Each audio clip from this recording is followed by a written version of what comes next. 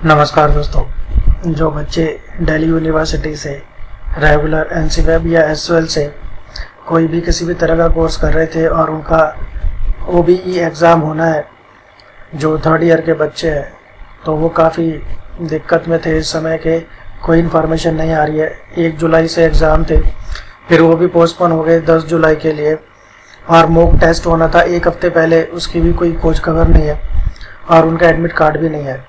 तो अब काफ़ी चीज़ें सॉर्ट आउट होती जा रही है।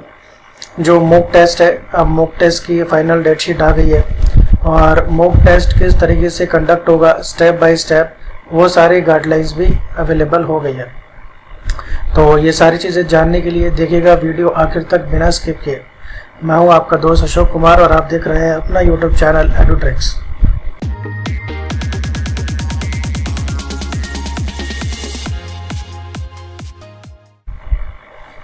दोस्तों, ये मेन डीयू की वेबसाइट है जिसको आप भली भांति जानते होंगे और आप आराम से यहाँ पर जा सकते हैं du.ac.in करके। इस मेन वेबसाइट पे आके देखिए, जो लेटेस्ट नोटिफिकेशन आया हुआ है, this is about mock test OBE. तो यहाँ पर 2 चीज़ अवेलेबल है, एक है आपकी डेट शीट और एक है स्टेप बाय स्टेप गाइड। तो पहले हम डेट शीट देख लेते हैं। क्लिक करते ही डेट शीट सामने आ जाती है। देखिए, date sheet of mock test for undergraduate, postgraduate course, regular NCWEB SOL, तीनों तरीके से जो बच्चे पढ़ रहे हैं उन सब के लिए है।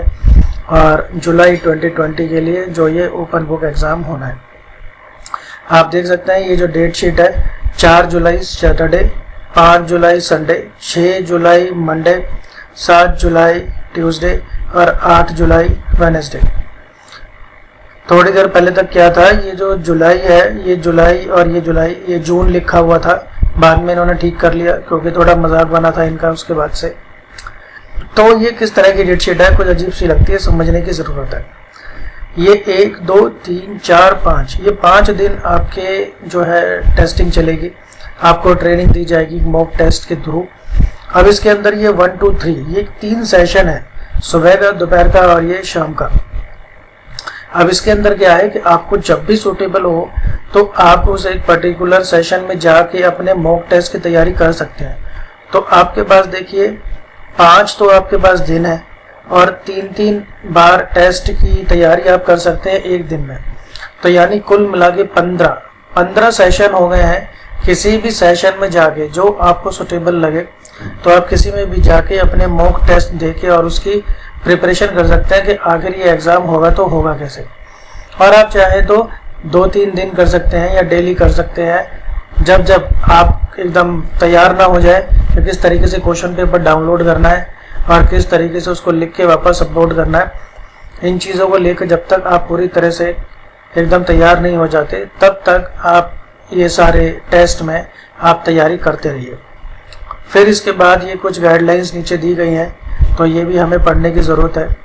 सबसे पहले तो जनरल सी बात है कि भाई ये जो है एकेडमिक सेशन 19-20 के लिए हो रहा है और ये सिर्फ 1 टाइम मेजर है, ये सिर्फ एक ही बार किया जा रहा है कोरोना वायरस की वजह से। Students can appear in any paper 1 to 15। देखिए, ये इन्होंने 15 बनाए हैं ना, ये आपके 15 पेपर है, तो अब किसी में भी आप अपीयर हो सकते हैं। As per schedule for practice with the procedure of mock test including downloading question paper, writing of answer, ये सब चीज़ें जो है आपने A4 पे साइज पे लिखनी है और वो प्लेन शीट भी हो सकती है, रूल शीट भी हो सकती है। अब तो इन्होंने ये भी मेंशन कर दिया क्योंकि बच्चे काफ़ी पूछ रहे थे। The duration of examination is of 2 hours, 2 घंटे का एग्ज़ाम का टाइम है। 1 घंटा आपको फालतू मिलेगा क्वेश्चन पेपर डाउनलोड करने के लिए और स्कैन करके वापस अपलोड करने के लिए, और जो दिव्यांग बच्चे हैं उनके लिए कुल मिला के 5 घंटे मिलेंगे। तो इस डेट शीट के अंदर कुल मिला के इतनी ही बात है। आप कभी भी, ये 15 सेशन है, किसी में भी जाके आप अपनी मॉक टेस्ट की तैयारी कर सकते हैं। आइए अब चलते हैं एक दूसरे हिस्से की तरफ, जो है स्टेप बाय स्टेप गाइड। आपको गाइडलाइंस दी गई है, इस पर क्लिक करके हम डायरेक्टली आप पहुंच जाते हैं और बहुत अच्छे तरीके से यहाँ पर समझाया गया है ताकि बच्चों को किसी भी तरह की कोई प्रॉब्लम ना हो और सब बच्चे आसानी से समझ सकें। 28 तारीख का ये नोटिस है और स्टेप बाय स्टेप इसमें ओबीई के सारे सवालों के जवाब दिए गए हैं। देखिए, मॉक टेस्ट का जो लिंक है वो 4 तारीख से और 8 तारीख तक अवेलेबल रहेगा, जो मैंने अभी आपको डेट शीट में दिखाया। तो पहला स्टेप है यहाँ पे one time self registration to DU portal. सबसे पहले तो आपको पहली बार जिन्होंने, चाहे कहीं भी बच्चे कंफ्यूजन में ना रहे कि कहीं भी पहले कहीं उन्होंने रजिस्ट्रेशन कराया है, अब दोबारा कराना पड़ेगा क्या, यस कराना पड़ेगा। एक बार आपको फिर से DU के पोर्टल पर अपना रजिस्ट्रेशन कराना पड़ेगा और उसमें आपको ये सारी की सारी चीज़ें इसमें डालनी पड़ेंगी। एनरोलमेंट नंबर जो है वो ऑप्शनल है, बाकी सब चीज़ें आपको कंपलसरी है। रजिस्ट्रेशन करने के लिए DU की मेन साइट पर आपको ये रजिस्टर कराना पड़ेगा सर्वप्रथम। तो on submission of above data details the students will receive a password on their registered email mobile number. और फिर आपकी जो ईमेल आईडी है और मोबाइल नंबर है उसके पास उस पर एक पासवर्ड आएगा। Students for the first time will appear to insert the password to log in the portal. और आपको लॉगिन करने के लिए उस पासवर्ड का इस्तेमाल करना होगा। Students can log in with their examination roll number and password to locate the mock test paper. Mock test paper आपने देना है तो उसके लिए आपको दो चीज़ों की जरूरत पड़ेगी, एक आपका एग्जामिनेशन रोल नंबर और दूसरा होगा पासवर्ड। पासवर्ड आपकी ईमेल आईडी और फोन नंबर पे आएगा। दूसरा हिस्सा है on the date of final OBE examination. अब ये तो टेस्ट की बात हो गई। अब जब आपका फाइनल ओपन बुक एग्जाम होगा तो उस टाइम आपने क्या करना है, सुनिए ध्यान से। Students are required to log in to the examination portal with their examination roll number and password at least 30 minutes prior to the start of the examination। आपके पास रोल नंबर है, आपका एग्जामिनेशन रोल नंबर, और आपके पास password है जो अभी ऊपर मैंने आपको बताया। दो चीज़ आपके पास है, इन दोनों से आपने लॉगिन करना है। और लॉगिन करना है आपने एग्ज़ाम के आधे घंटे पहले। ये नहीं कि आप एग्ज़ाम के टाइम पर ही आप लॉगिन करके जाए, आपको एग्जाम से आधा घंटा पहले लॉगिन करना है। Once the students log into the portal, a clock on the student's screen will disappear. Once the student log into the portal, a clock on the student's screen will display the time left in for opening and the question paper। जैसे ही आप login कर लेंगे आधा घंटा पहले, तो एक घड़ी स्टार्ट हो जाएगी आपकी स्क्रीन पर जो आपको ये बताएगी कि अब कितनी देर के बाद क्वेश्चन पेपर आपकी स्क्रीन पर अवेलेबल होगा डाउनलोड करने के लिए। Students should read the instructions. आपको सारे के सारे इंस्ट्रक्शंस इस दौरान पढ़ लेने हैं जब तक कि क्वेश्चन पेपर नहीं आता है। आपके लॉगिन करने और क्वेश्चन पेपर आने के बीच में आधे घंटे का गैप होगा। उस गैप के दौरान आप सारे के सारे जो भी नियम कायदे कानून लिखे होंगे पढ़ लीजिएगा ठीक से। The question paper download button will be visible in the beginning of the examination। और जब आधा घंटा वो पूरा हो जाएगा फिर क्वेश्चन पेपर को डाउनलोड करने का जो बटन होगा वो विजिबल हो जाएगा, एक्टिव हो जाएगा आपकी स्क्रीन पर। The question paper will be released on the portal at the commencement of particular session of examination as per date sheet.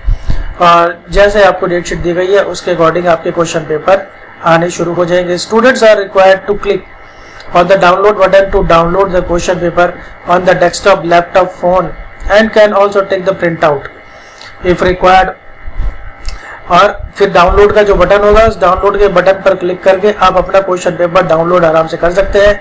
ये डेस्कटॉप पे भी काम करेगा, लैपटॉप पे भी काम करेगा, फोन पे भी काम करेगा। और जो बच्चे कॉमन सर्विस सेंटर में जाके एग्जाम देना चाहते हैं तो वहां पर जाकर भी वो ये काम कर सकते हैं और वो चाहे तो इसका प्रिंट भी ले सकते हैं। कॉमन सर्विस सेंटर बनाया गया है दूर दराज के बच्चों के लिए जिनके पास ये कंप्यूटर और लैपटॉप और इंटरनेट वगैरह की फैसिलिटी नहीं है। ऐसे 2 लाख से ज़्यादा कॉमन सर्विस सेंटर बनाए गए हैं। तो वो आप, मैंने एक पिछली वीडियो बता रखा है, उस लिंक पे जाके आप वहाँ से देख सकते हैं कि आपके घर के पास कौन सा कॉमन सर्विस सेंटर है। वहाँ जाके भी आपको ये क्वेश्चन पेपर आप ये एग्ज़ाम दे सकते हैं और सारी फैसिलिटीज़ वहाँ पर आपको फ्री में मिलेगी, एकदम फ्री में। If in any case a student faces any difficulty, अगर आपको कोई प्रॉब्लम आती है, किसी भी तरह की डिफिकल्टी फेस होती है क्वेश्चन पेपर डाउनलोड करने में या किसी भी तरह की, तो आप अपने रिस्पेक्टिव कॉलेज या डिपार्टमेंट को आप बोल सकते हैं और फिर वो आपके ईमेल आईडी पर, फोन नंबर पर क्वेश्चन पेपर भेज देंगे। बट रिमेंबर यहाँ मेंशन है ये आप तभी करेंगे इमरजेंसी के केस में। यानी ये नहीं जरा सी दिक्कत आई और तुरंत आपने अपने कॉलेज को फ़ोन मिला दिया जी आप मुझे मेरा क्वेश्चन पेपर सेंड कर दो। As and when the student download the question paper, the time left for the end of the examination will be displayed on the student screen. जैसे ही आप क्वेश्चन पेपर डाउनलोड कर लेंगे तुरंत घड़ी शुरू हो जाएगी कि अब आपके पास टोटल कितना टाइम बचा है। आइए तीसरे हिस्से में टाइम ट्रैकिंग। टाइम ट्रैकिंग में बात करें तो इसके अंदर वही है कि आपको कुल मिला के 3 घंटे दिए जाएंगे, जिसमें से 2 घंटे होंगे आपके पेपर लिखने के लिए और 1 घंटा होगा आपके क्वेश्चन पेपर को डाउनलोड करने के लिए और लिखने के बाद उनको स्कैन करके वापस अपलोड करने के लिए।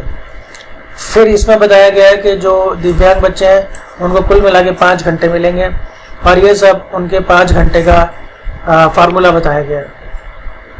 The mock test shall be conducted in 3 sessions on each day. जो मॉक टेस्ट है, अब मॉक टेस्ट की बात हो रही है, जो मैंने आपको डेट शीट के दौरान भी बताया वही बात है यहाँ पर।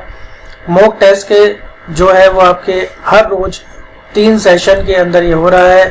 एक है मॉर्निंग का सेशन, एक है लंच का सेशन और एक है इवनिंग का सेशन।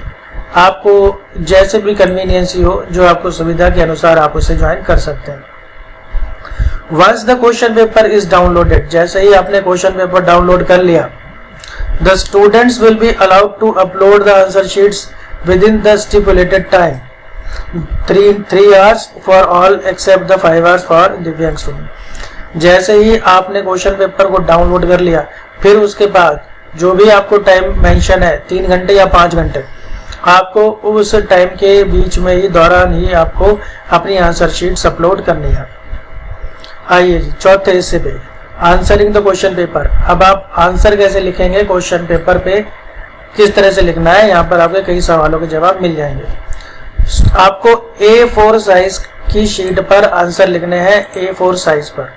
व्हाइट पेपर आपका होना चाहिए और आपको अपनी हैंड राइटिंग में लिखना है, किसी और की हैंड राइटिंग में या टाइपिंग करके नहीं लिखना है। और ये जो शीट होगी ये रूल्ड भी हो सकती है और प्लेन भी हो सकती है, मतलब लाइन वाली भी हो सकती है और प्लेन भी हो सकती है। मैं शुरू से ये रिकमेंड कर रहा हूँ कि जो फोटोकॉपी वाली शीट होती है आप वो शीट ले लीजिए, वो हर तरीके से बहुत बढ़िया रहेगी आपके लिए। उसकी वाइटनेस भी अच्छी होती है, स्कैनिंग भी सही रहती है, साइज उसका प्रॉपर रहता है। That will be best for you. आगे आपकी इच्छा। The answers are to be written using black और ब्लू पेन ओनली। आप सिर्फ 2 ही कलर के पेन यूज कर सकते हैं, या तो काला या फिर नीला। Students will write their name. आपको अपना नाम लिखना है, प्रोग्राम लिखना है, semester, examination roll number, unique paper code, paper title, date and time on the first sheet used for answers. जो पहली शीट होगी उसके ऊपर आपको ये सब चीजें लिखनी है और ये सब चीजें आपको क्वेश्चन के पेपर के ऊपर ही मिल जाएगी। Student should use separate sheet to answer each question. This is important, ध्यान से सुनिए। आपको हर एक आंसर के लिए सेपरेट शीट यूज करनी है। इसका क्या मतलब है, मान लीजिए आपका क्वेश्चन नंबर 1 खत्म हो गया आधे पेज पे, तो उसे आप खाली छोड़ दीजिए। आगे आपको नया क्वेश्चन नए पेज से शुरू करना है। यस, आपको नया क्वेश्चन नए पेज से शुरू करना है। ऐसा क्यों करना है? Since answer sheet are to be uploaded on the portal question wise, क्योंकि जब आपकी आंसर शीट अपलोड होगी ना तो उसकी जो फाइल बनेगी, PDF फाइल बनेगी, तो वो बनेगी आपके क्वेश्चन वाइज। आपको क्वेश्चन वाइज उसके अंदर फाइल्स अपलोड करनी है। ये नहीं कि आपने सारे के सारे बना लिए लाइन वाइज और फिर पूरी एक फाइल आपने अपलोड कर दी। आपके एक एक क्वेश्चन की फाइल बनेगी, क्वेश्चन नंबर 1 की अलग, क्वेश्चन 2 की अलग, क्वेश्चन 3, क्वेश्चन 4 की अलग, इस तरह से 4 फाइल बनेगी। और जब अपलोड होगी तो वहां पर भी 4 क्वेश्चन के लिए वहां पर दिया रहेगा स्पेस, और वहां पर आपको क्वेश्चन वाइज आपने जो आपकी फाइल है वो अटैच करके और उसे अपलोड करना है।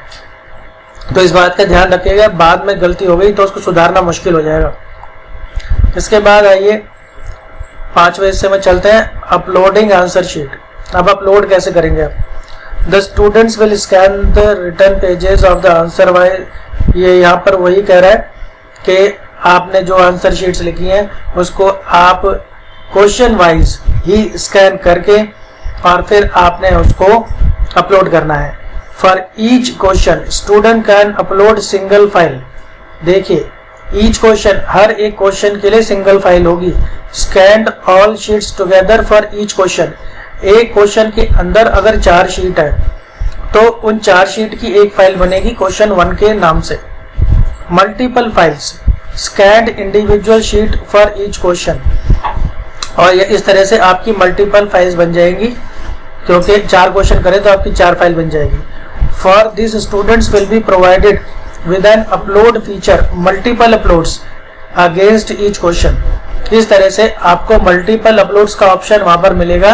क्वेश्चन 1 के लिए अपलोड कर दीजिए आंसर 1, क्वेश्चन 2 के लिए अपलोड कर दीजिए आंसर 2 की शीट्स की फाइल। इस तरीके से to upload the answer sheet the students will log into the examination portal and select the tab upload answer। और अपलोड करने के लिए जहां से आपने क्वेश्चन डाउनलोड किए थे वहीं पर ही आपको एक मिल जाएगा, एक टैब मिलेगा अपलोड आंसर्स के नाम से। तो ये अपलोड आंसर पर क्लिक करके आप इसको अपलोड कर पाएंगे आसानी से। कोई बड़ी बात नहीं होती है अपलोड करना। Once the answer sheets are uploaded no further changes can be made. आपने अगर एक बार अपलोड कर दिया उसके बाद चेंजेस हो नहीं सकते। एक बार अगर आपने आंसर शीट अपनी सारी अपलोड कर दी और लॉग आउट कर दिया, फिर उसके बाद कोई आप चेंज कर नहीं सकते। लेकिन अगर किसी से कोई गलती हो जाए तो क्या करेगा? In any case for any reason student is not able to upload the answer sheets on the portal. अगर कोई पोर्टल पर अपनी आंसर शीट्स अपलोड नहीं कर पाया तो क्या? The same can be send in PDF format. फिर वो अपने डेजिग्नेटेड एड्रेस व्हाट्सएप के द्वारा जो है अपने कॉलेज या डिपार्टमेंट को भी भेज सकता है। लेकिन अगेन ये होगा सिर्फ और सिर्फ इमरजेंसी में। अब कोई गलती हो जाए, in case if by mistake a student uploads a wrong question. अगर जैसे मान लीजिए आपने क्वेश्चन नंबर 1 के सामने आंसर नंबर 2 की शीट अपलोड कर दी, तो क्या करें? तो डरने की आपको जरूरत नहीं है। आप उस पर दोबारा जो सही आंसर की शीट की फाइल है वो अपलोड कर सकते हैं। आपके पास देखिए कुल मिला के 3 घंटे हैं। इन 3 घंटों में आप कुछ भी कर सकते हैं। अगर कोई गलती आपसे हो भी जाती है तो आप उसको रेक्टिफाई भी कर सकते हैं।